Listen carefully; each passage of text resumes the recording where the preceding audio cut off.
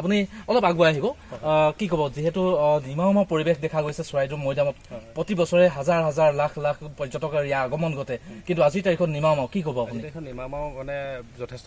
আমিও মানে বেয়া লাগিছে ইমান পৰ্যটক ইয়ালৈ আহে তো যোৱা জানুৱাৰী মানে অহা জানুৱাৰীৰ পৰা আপোনাৰ কা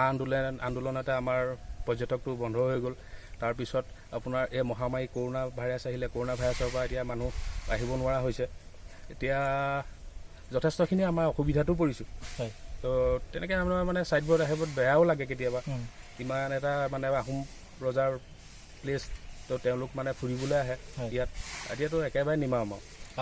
কিমানমান আপোনালোকে এতিয়া পৰ্যটক আহিছে দিনে আপোনাৰ ক'বলৈ গ'লেতো কেতিয়াবা 8টা আহে কেতিয়াবা 16জন আহে তেনেকুৱা হয় আগতে কিমান আহিছে আগতেতো আপোনাৰ কেতিয়াবা 80-85 তেনেকৈ আহি যায় ইয়াত কিমানটা মৈদাম আছে এই আপোনালোকৰ যিটো মৈদাম আছে আপোনাৰ 4টা মৈদাম হয় 4টা মৈদাম